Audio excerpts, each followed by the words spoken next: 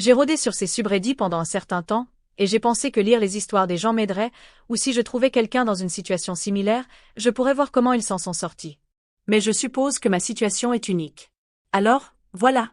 Tout d'abord, soyons clairs. Je me fiche que vous pensiez que c'est faux. Je me fiche que vous vouliez me mettre en pièces après que je me sois défoulé. C'est déjà arrivé. Je pensais que j'allais bien. Je pensais que j'avais surmonté ça. Mais après le week-end dernier, tout est revenu, et cette colère que j'avais alors est revenue en force. Et même si je suis de retour à la maison avec ma fiancée, cette colère envers mon ex ne disparaît tout simplement pas. J'ai passé des années en thérapie pour la gestion de la colère à cause de ce qu'elle a fait dans la situation qui s'est créée, et je pensais que j'allais bien. En ce moment, je viens d'avoir 39 ans. J'avais 18 ans quand j'ai rencontré mon ex, Marisol. À l'époque, j'étais un membre des Latin Kings. J'étais membre depuis l'âge de 13 ans, et j'avais toujours des problèmes. Marisol était une fille d'église. Ma grand-mère m'a traînée à la messe du dimanche, et quand je l'ai vue, pour moi, ce fut le coup de foudre. J'ai demandé à mon cousin, qui était son ami, s'il pouvait nous présenter, mais il a refusé. Il ne voulait pas que je m'approche d'elle. Il ne voulait pas que je la gâche. Avez-vous déjà rencontré quelqu'un pour qui vous vouliez être meilleur? Vous vouliez être cet homme qui marcherait sur le droit chemin? C'était elle. Quand j'ai découvert qu'elle allait à l'église presque tous les jours, je restais sur les marches, à l'y parler. Je l'accompagnais toujours à l'église et je la ramenais. Elle me faisait sentir que je n'étais pas un bon à rien. Une chose en a entraîné une autre, et nous sortions ensemble. Et je me sentais bien. Pendant 1 an et demi, je me suis éloigné de la vie de gang, j'ai obtenu mon GED, je suis devenu un paroissien régulier et je pensais à l'avenir quand, sans le vouloir, j'ai été remis dedans. J'étais dans un magasin et je suis tombé sur quelqu'un avec qui j'avais l'habitude d'avoir des problèmes. Il parlait mal de moi, et j'ai essayé de l'ignorer, je le jure. Je les ai juste laissés parler et je suis parti. Mais ensuite, j'ai été poignardé à l'omoplate, et j'ai perdu la tête. Je lui ai mis une raclée. J'ai été arrêté. Et soudainement, c'était comme si tout ce que j'avais fait pour améliorer ma vie s'était évaporé. Marisol était furieuse contre moi. Ma grand-mère n'arrêtait pas de ressasser mes erreurs du passé, et mon cousin me disait qu'il savait que je n'allais pas changer. Mon avocat commis d'office m'a vu essayer de m'améliorer, par la grâce de Dieu, il m'a libéré après 1 mois de prison. Malgré sa colère contre moi, Marisol me rendait visite presque tous les jours. 1 mois après ma sortie, j'ai découvert que j'allais être père. Et je ne voulais pas que mon enfant ait un père qui soit mort ou en prison. Nous nous sommes enfuis. Je suis allé dans une école de métier pour devenir mécanicien, et je me suis cassé le dos pour ma future famille. Quand Luna est née, ce fut presque le pire jour de ma vie. Marisol n'arrêtait pas de saigner. Elle est entrée en état de choc et ils ont dû lui faire une hystérectomie double. Elle est restée à l'hôpital pendant des mois, et Luna est devenue mon monde. Je voulais que sa vie soit la meilleure possible. Je voulais lui donner le monde. Quand Marisol est sortie de l'hôpital, je lui ai promis que notre fille aurait une vie bien meilleure que la nôtre. Et pendant des années, j'ai tenu cette promesse. J'ai économisé suffisamment d'argent pour déménager en banlieue, nous sommes devenus propriétaires. J'étais chef des Girl Scouts, si vous pouvez le croire. Je me suis assuré que Luna aille dans une école privée, je me suis assuré qu'elle sache se défendre et je me suis toujours assuré d'être un mari parfait. Je ne connaissais pas mes parents. Je n'avais pas de modèle masculin positif dans ma vie, donc je ne savais pas à quoi ressemblait une relation saine.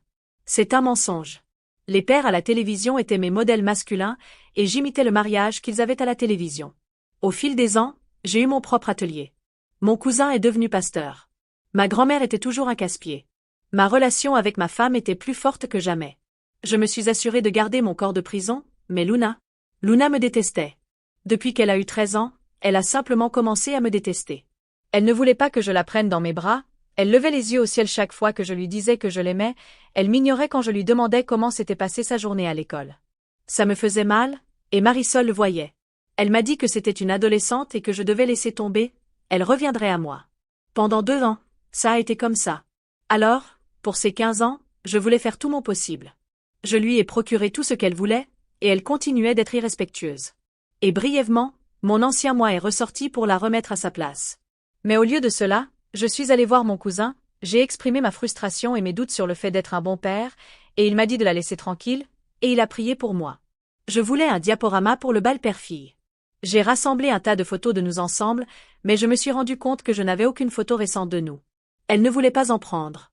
La dernière fois que j'ai eu des photos d'elle et moi souriant avec moi, c'était pour son 13e anniversaire, et elles étaient sur la tablette cassée de ma fille. J'ai pris la tablette, je suis allé dans un atelier de réparation, et je me fichais du coup. J'avais besoin que la tablette soit réparée. Après une journée et $300, le technicien l'a réparée, et j'étais heureux. Je connaissais son mot de passe, mais je n'ai jamais pris la peine d'envahir sa vie privée. Je voulais juste ses photos. Et quand j'ai ouvert la tablette et que j'ai regardé dans la galerie, elles étaient là, ma fille, souriante et heureuse d'être avec moi. Ça m'a fait du bien. Ensuite, les messages instantanés sont apparus. C'était ma fille qui parlait à ma femme. C'était une longue conversation sur le fait qu'elle ne voulait pas danser avec moi, et ça m'a fait mal, mais comme ma femme l'a dit, elle est adolescente. Puis, elle a dit quelque chose qui m'a détruit. Elle a écrit pourquoi elle devait faire le bal père-fille avec moi, puisque je ne suis pas son père. J'ai eu l'impression que mon cœur s'arrêtait. J'ai eu des vertiges. Ma bouche est devenue sèche et j'ai eu besoin de m'asseoir. Ma femme a répondu que je l'avais élevé, que je l'aimais, et que cela faisait de moi son père. Mais Luna a répondu en disant que mon cousin était son père, et qu'elle avait hâte d'avoir 18 ans pour pouvoir me dire la vérité, et pouvoir vivre avec son vrai père. Qu'elle me détestait. Qu'elle remerciait Dieu de ne pas être son père. Marisol a commencé à la maudire, disant que c'était une erreur que mon cousin lui ait dit la vérité il y a 2 ans. Et plus elle parlait, plus je me mettais en colère. Ma femme m'a menti pendant 15 ans. Mon cousin, à qui j'ai confié mes problèmes concernant Luna et mes peurs d'être un mauvais père, a non seulement couché avec ma femme, mais il m'a fait élever sa fille. Je voulais leur faire du mal. J'ai ressenti un mélange de colère, de tristesse et de douleur. Je voulais crier, pleurer et mourir en même temps, si cela a un sens. Je suis allée dans un endroit sombre. Et pour ne pas faire de bêtises, j'ai dit à Marisol que je devais me concentrer sur le travail pour pouvoir payer la quinceañera, et à la place, j'ai conduit à Manhattan et j'ai vu mon ancien avocat commis d'office, qui n'était plus un avocat de bas étage. Il avait un joli et cher cabinet près de Midtown East. J'ai été surpris qu'il se souvienne de moi, mais apparemment j'étais son premier cas en tant qu'avocat commis d'office. Nous nous sommes assis, et je lui ai tout raconté. Je lui ai donné la tablette, et quand il l'a allumée, les messages continuaient d'arriver. Sauf que cette fois, Luna parlait à mon cousin, son vrai père. Et il lui disait de me donner une chance, que j'avais toujours été là pour elle. Mais Luna lui a dit qu'il l'était aussi. Que c'est logique qu'ils aient tant de choses en commun, et elle l'a même appelé papa plusieurs fois dans leur conversation. Et il a répondu et lui a dit qu'elle était sa fille. Nous avons examiné nos options, et il m'a demandé ce que je voulais faire. Je lui ai dit que je voulais tout anéantir. Je voulais empoisonner le puits. Et il m'a demandé à plusieurs reprises si c'était ce que je voulais, et j'ai acquiescé. Je lui ai également dit que tout devait être présenté avant la quinceañera dans 2 semaines. Alors il s'est assis et a passé les 12 heures suivantes à travailler sur ce qu'il fallait faire, et j'ai suivi ses instructions à la lettre. J'ai mis mon entreprise en vente secrètement, j'ai appelé l'école privée et leur ai dit que je ne paierais pas l'année prochaine, j'ai fermé les comptes d'université et d'épargne que j'avais pour Luna, et je me suis préparé à mettre ma maison en vente en ligne. Personne ne s'en est aperçu. J'ai suivi ces instructions à la perfection. Il n'y a eu qu'une seule chose dont je me suis écartée. Le jour de la quinceañera. Ce jour-là s'est déroulé sans problème. Toute la famille était là. Luna souriait, s'amusait. Marisol me demandait si j'allais bien, et je lui ai menti. C'était difficile de lui mentir. Depuis le moment où je l'ai rencontrée, je ne lui ai jamais menti. Et pendant ces 2 semaines, chaque fois que je l'embrassais, que je la prenais dans mes bras, que je faisais l'amour avec elle, c'était difficile de ne pas lui crier dessus. C'était difficile de ne pas la détester. Sciemment, elle m'a laissé élever l'enfant d'un autre homme. Elle a couché avec mon cousin, un homme que je considérais comme mon frère, le parrain de ma fille, le témoin de notre mariage lorsque nous nous sommes enfuis, mon confident. Alors la rage était difficile à contenir, c'est le moins qu'on puisse dire. Quand le moment de la danse père-fille est arrivé, je l'ai appelée au centre de la piste. Elle avait l'air agacée, mais elle s'est approchée. J'ai mis la musique, et elle a souri. Et ça m'a brisé de la voir me sourire. Pendant des années, j'ai voulu revoir ce sourire, et maintenant je ne le voulais plus. Pendant que nous dansions, j'avais le diaporama en marche, avec des photos de nous deux. Et vers la fin de la chanson, des captures d'écran de ses SMS avec sa mère et son vrai père. Inutile de dire que cela n'a pas été bien accueilli. Marisol semblait avoir vu un fantôme. Luna regardait fixement le grand écran, et mon cousin m'a regardé avec peur. Marisol a couru vers moi et m'a dit qu'elle pouvait l'expliquer, et je lui ai dit que j'avais demandé le divorce, qu'elle pouvait l'expliquer au tribunal. Elle m'a attrapé le bras, me suppliant, et je me suis éloignée. J'ai dit à Luna que je m'étais cassé le dos pour lui donner le monde, et que maintenant elle ne le méritait pas. J'ai commencé à sortir, mais pas avant d'avoir dit à mon cousin que chaque fois que je le verrais, je le mettrais KO. Puis je l'ai mis KO. Les conséquences ont été difficiles. Marisol et Luna étaient dans l'appartement de ma grand-mère. Sa famille était choquée et dégoûtée par elle. Ils ne voulaient rien avoir à faire avec elle. Son père s'est excusé auprès de moi. Je ne sais pas pourquoi. Il ne m'a jamais aimé. Malgré le fait que j'ai changé ma vie, cet homme me détestait. Mais maintenant, j'étais le mari et le père parfait, mais quelques jours auparavant, j'étais l'ancienne ordure.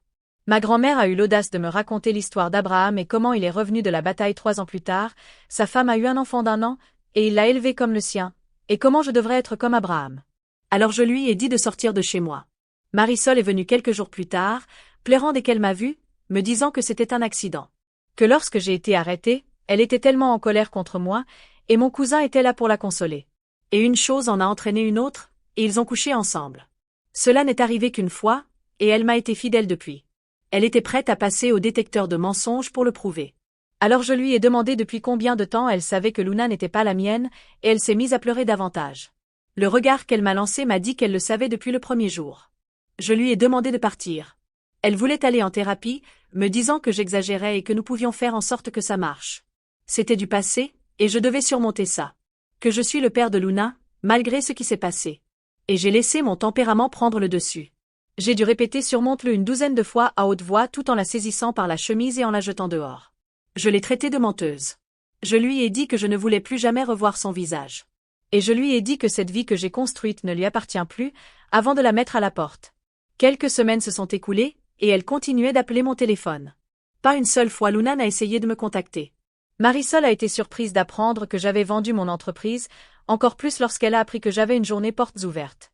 Elle est entrée en criant, disant aux visiteurs de sortir de sa maison, et me suppliant de chercher de l'aide, que j'étais en train de ruiner notre mariage, que je n'avais pas le droit de vendre notre maison, la maison où nous avons élevé notre fille. Et je lui ai dit que cette maison est pleine de mensonges. C'est une maison où j'ai élevé l'enfant d'un autre homme. Et quand je la vendrai, je lui donnerai la moitié, et je lui ai ordonné de partir avant que j'appelle la police. C'était du bluff, tout ce qu'elle avait à faire était de se faire passer pour la victime, et j'aurais été arrêtée. Mais elle ne l'a pas fait. Elle a obtempéré. Peu de temps après, mon cousin est venu me parler, et je l'ai mis KO, je l'ai traîné dehors et j'ai fermé la porte. J'ai refusé la médiation. Marisol voulait se réconcilier, mais pas moi. Je voulais le divorce, et mon avocat a demandé un divorce rapide. Pendant les 3 mois où nous étions au palais de justice du comté de Nassau, j'ai à peine parlé à qui que ce soit. Pendant ce temps, j'ai lu des histoires d'horreur sur le système judiciaire, en particulier pendant les procédures de divorce, mais je n'ai pas eu ça. J'ai eu une juge qui a été très juste. Mon avocat s'est occupé de tout.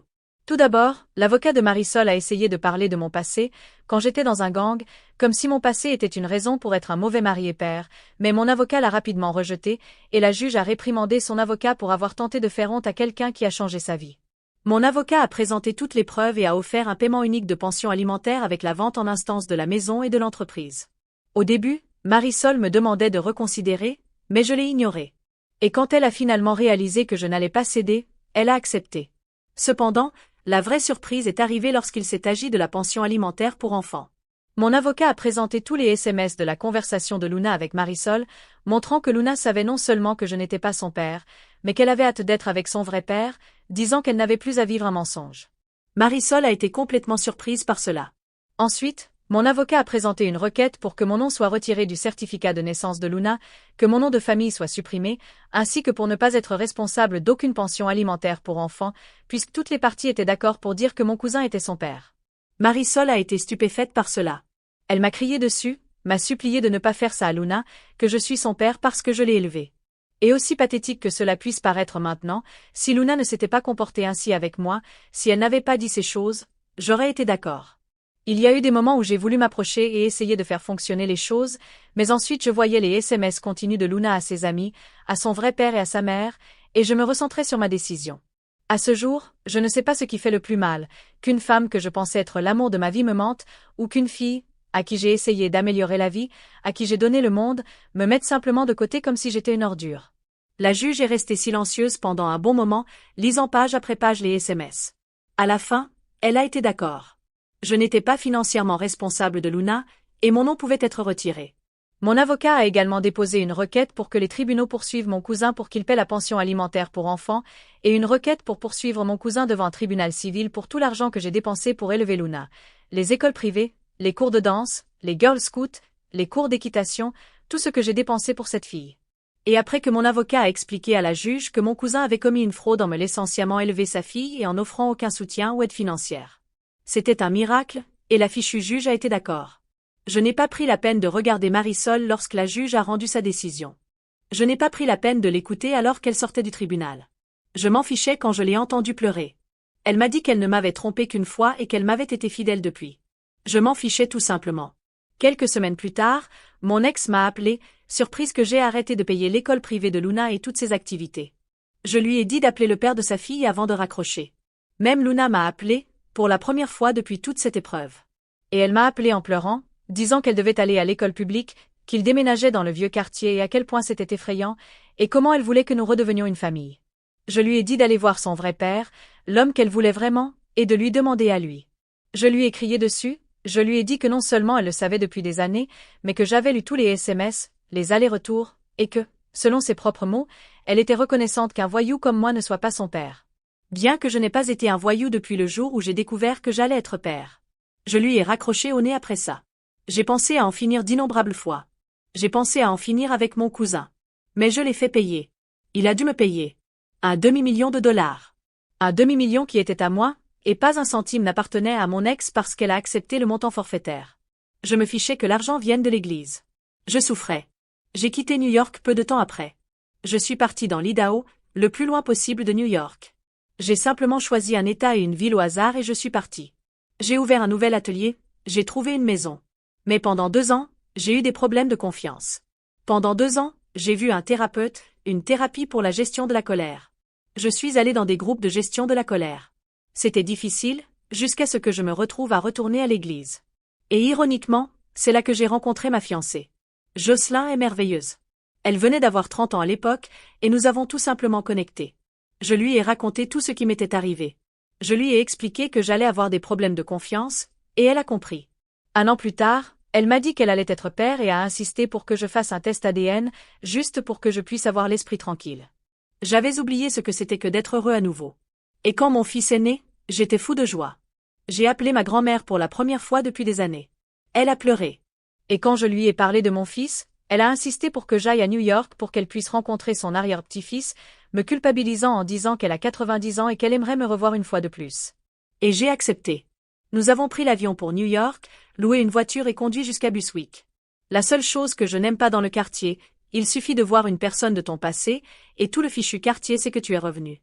Ma grand-mère a vu mon fils, rencontré ma fiancée, a fait un commentaire en espagnol sur le fait qu'elle était blanche, et je lui ai simplement donné raison jusqu'à la mort.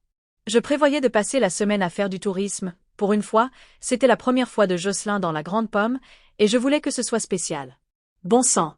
Rien ne se passe comme prévu. Tout d'abord, mon ex a crié mon nom d'en bas. J'ai regardé par la fenêtre et j'ai été surpris de voir à quel point elle avait grossi. Ma grand-mère m'a dit en espagnol de lui parler, et Jocelyn était d'accord. Je suis descendu, il y a eu un silence gênant pendant 1 minute, et cette colère est revenue comme une inondation. Marisol m'a dit que j'avais l'air bien et a dit qu'elle avait l'air horrible. Elle m'a dit que je lui manquais, qu'elle n'avait jamais été avec un autre homme depuis le divorce, et je l'ai ignoré. Elle a même eu l'audace de me dire que je suis grand-père, et je l'ai regardé. Apparemment, Luna s'est mise avec un bon gars et est tombée enceinte à 18 ans. Le père de son bébé a rejoint les Marines pour les subvenir à leurs besoins, et son père ne voulait rien avoir à faire avec elle, il payait juste la pension alimentaire et refusait de la reconnaître. Il n'est plus pasteur et travaille dans une bodega à 2 pâtés de maison. Puis elle m'a dit que Luna avait donné à son bébé mon nom, et je ne pouvais pas supporter de la regarder. Marisol voulait que j'attende parce que Luna était en route, et je suis simplement partie. Je suis allée chez ma grand-mère, et je n'ai pas eu besoin de dire quoi que ce soit à Jocelyn, elle le savait tout simplement. Et nous sommes partis. Dans l'ascenseur, je lui ai raconté ce qui s'était passé, et elle a souri et m'a dit que tout irait bien. Le regard sur le visage de Marisol lorsque nous sommes sortis de l'immeuble. Elle regardait ma fiancée comme si elle était l'autre femme. Et Jocelyn, sans perdre une miette, lui a présenté mon fils. Enfin, elle a dit, « J'aimerais que tu rencontres son fils biologique. » C'était un coup bas, mais elle connaissait ma douleur. Marisol essayait toujours de m'empêcher de partir, me disant que Luna se sentait mal à cause de ce qu'elle avait fait et voulait se racheter. Mais j'étais tellement en colère que je suis montée dans la voiture, ignorant les supplications de Marisol. Jocelyn m'a dit de lui tendre une branche d'olivier, alors je lui ai donné mon numéro pour que Luna puisse m'appeler, et je suis partie. Au feu rouge, j'ai vu mon cousin à côté du stand de Cuchifrito, et je ne sais pas ce qui m'a pris. Je suis sortie de la voiture, j'ai couru vers lui et je l'ai roué de coups. Jocelyn criait, me disant d'arrêter. Et quand nos regards se sont croisés, j'ai pu voir la peur. Je lui ai craché dessus et je suis partie. Je suis de retour à la maison, travaillant, étant père et un bon fiancé pour une belle femme. Pourtant, depuis mon retour, quand je suis seule avec mes pensées, la colère revient. Luna m'a envoyé un SMS avec une photo d'elle souriant avec son fils et me disant qu'elle regrettait ce qu'elle avait fait. Cependant, je ne sais pas si elle le regrette parce que je lui manque ou si elle le regrette parce que l'homme qu'elle voulait comme père n'était pas l'homme qu'elle croyait qu'il était. Je suis tellement confus, et j'ai peur de m'approcher d'elle. Je veux surmonter ça. Je veux passer à autre chose. Ma famille était tout pour moi. Ma fille était mon monde. Même après toutes ces années, ça fait toujours mal. Ça me met toujours en colère. Mais je sais que je dois passer à autre chose, mais c'est difficile. Je veux me rapprocher de Luna, mais j'ai très peur. Il y a des gens qui me disent de la laisser revenir dans ma vie, mais tout ce à quoi je peux penser, ce sont ces SMS et les mensonges constants. J'ai besoin d'aide, et mes méthodes habituelles ne fonctionnent pas. Merci d'avoir lu ceci. J'ai besoin de conseils. Comme je l'ai mentionné, je me fiche que vous pensiez que c'est faux. Je m'en fiche vraiment, mais j'apprécie votre aide. Mise à jour, j'attends que le modérateur approuve ceci. Cela fait un moment, et hier c'était la fête des pères. Luna a essayé de m'appeler plusieurs fois, et j'ai regardé le téléphone. Je voulais répondre. Je ne l'ai pas fait. Mais tout ce qui me trottait dans la tête, c'était ces messages, ce qu'elle avait dit à sa mère, à son vrai père, à ses amis. Alors je l'ai ignoré. Finalement, j'ai écouté son message vocal, et elle avait l'air si joyeuse. Elle s'est brièvement excusée pour ses actions, mais pour moi, cela ne semblait pas sincère, juste passif. Peut-être que je réfléchis trop. Elle a mentionné son fils, ses finances, et m'a demandé de la rappeler, des demandes simples. Et je me suis mis en colère. Ma grand-mère et ma fiancée me disent de lui donner une chance, mais quand j'ai demandé à ma grand-mère si Luna ou Marisol avaient déjà demandé de mes nouvelles au cours des 4 années où j'étais partie, elle a dit que Marisol l'avait fait, constamment, mais pas Luna. Donc, dans mon esprit tordu, je pense que Luna me veut dans sa vie pour que son fils soit pris en charge, ou peut-être qu'elle veut me soutirer de l'argent. Et cela m'a beaucoup énervée. Même Marisol a essayé de m'appeler constamment, et je pense déjà à changer de numéro. J'ai donc passé la majeure partie de la fête des pères au gymnase, à frapper le sac de boxe. Et aujourd'hui, j'ai un rendez-vous avec un groupe de gestion de la colère. Peut-être qu'ils pourront me donner un avis extérieur, si cela est jamais publié par les modérateurs. J'aimerais aussi connaître votre opinion. En attendant, je règle cela par moi-même. Mise à jour 2. J'ai envoyé un petit email à Luna qui disait simplement « Que veux-tu » Je ne m'attendais pas à la réponse de plusieurs paragraphes. Elle a commencé l'email en s'excusant abondamment pour la façon dont elle s'était comportée. Elle a dit que lorsqu'elle a découvert que je n'étais pas son père, elle s'est mise en colère. Elle a confronté sa mère, et elle a pleuré, lui faisant promettre de ne pas me le dire. Comme elle se sentait perdue, elle a commencé à parler de plus en plus à mon cousin, son vrai père. Elle lui a parlé de mon passé violent, des choses que j'avais l'habitude de faire, des choses que je lui avais cachées. Cela l'a mise en colère, et plus ils passaient de temps ensemble, plus elle s'éloignait de moi. Elle a dit qu'elle se sentait mal de temps en temps, mais mon cousin renforçait ses sentiments envers moi. Le jour de la quinceañera, elle a dit que pendant que nous dansions, elle a réalisé à quel point elle agissait stupidement. Elle a réalisé à quel point je l'aimais. Et puis, ces messages sont apparus à l'écran. Dans les jours qui ont suivi, la famille de ma femme lui a dit de me laisser de l'espace, de ne pas m'appeler. Et elle a écouté. Elle a dit qu'elle voyait sa famille s'effondrer par sa faute et qu'elle ne pouvait rien faire pour arranger les choses. Elle m'a dit qu'elle comprenait pourquoi j'avais fait ce que j'avais fait, mais qu'elle voulait se rapprocher. Son grand-père continuait de lui dire qu'il l'aimait, que je l'avais élevé, et que malgré ce que j'avais vu dans ses messages, je ferais ce qu'il fallait. Et elle a cru. Pendant le divorce, sa mère est tombée dans un endroit sombre, ne lui parlant pas, mangeant à peine. Elle existait tout simplement. Lorsqu'elle a découvert que mon nom avait été retiré de son certificat de naissance, elle a dit qu'elle avait eu une crise de panique. Sa mère lui a dit qu'elle devrait retourner à Brooklyn, et lorsqu'elle a posé des questions sur sa vie à l'école, sa mère lui a dit « C'était la vie que ton père t'a donnée, et il n'est plus ton père. » Alors elle m'a appelée, me suppliant, et je l'ai maudite et j'ai raccroché. Elle a pleuré pendant des jours. Elle a essayé de contacter mon cousin, qu'il a pratiquement ignoré. Elle est même allée à l'église, et il lui a dit de partir, l'a traité d'erreur. Sa mère a refusé de lui parler, s'enfermant essentiellement dans une chambre, ne sortant que pour utiliser les toilettes ou prendre une douche. Elle a supplié son grand-père de l'emmener me voir, et lorsqu'ils sont arrivés à Long Island, elle a appris que j'avais déménagé. Son grand-père lui a dit qu'il parlerait à ma grand-mère et découvrirait où j'étais allée. Pendant les 2 années qui ont suivi, selon elle, ce fut l'enfer. Tout le quartier savait ce qui nous était arrivé, à elle et à sa mère. Son père l'évitait à tout prix et essayait de ne pas payer la pension alimentaire. Son grand-père a dû le menacer pour qu'il commence à payer. Pendant ce temps, sa mère ne lui parlait pas, elle était simplement enfermée dans sa chambre. Les rares fois où elle parlait, elle la traitait de fille ingrate, et disait qu'elle était la raison pour laquelle elle avait perdu l'amour de sa vie. Son grand-père a dû remettre sa mère à sa place en lui disant que l'infidélité était la raison pour laquelle elle avait perdu l'amour de sa vie. Et elle est retournée s'enfermer dans sa chambre. Alors Luna restait à peine à la maison. Et c'est comme ça qu'elle a rencontré le père de son fils. Il travaillait à la bodega du coin. Ils avaient le même âge. Et après quelques mois de conversation, une chose en a entraîné une autre, et elle est tombée enceinte. Son grand-père était furieux, mais quand son petit ami a insisté pour dire qu'il l'épouserait, cela a calmé les choses. Luna a dit que sa grossesse était une bénédiction déguisée. Sa mère a recommencé à lui parler et a même commencé à sortir de sa chambre pour être à ses côtés à chaque examen médical. Être lycéenne en dernière année tout en étant enceinte était un cliché, mais elle a réussi. Un mois avant la naissance du bébé, elle a obtenu son diplôme et son petit ami a rejoint les marines. Il voulait s'enfuir avant de partir, mais elle voulait un mariage. Son petit ami n'a eu aucun problème à donner mon nom à leur fils. Apparemment, son père était absent, et le fait qu'il soit junior était un rappel qu'il partageait le nom d'un homme qui ne le voulait pas. Lorsqu'elle a appris que j'étais en ville, elle a reçu une contravention pour excès de vitesse en essayant d'arriver à l'appartement de ma grand-mère. Elle voulait me voir. Elle voulait s'excuser et voulait que je voie son fils. Elle voulait juste me voir.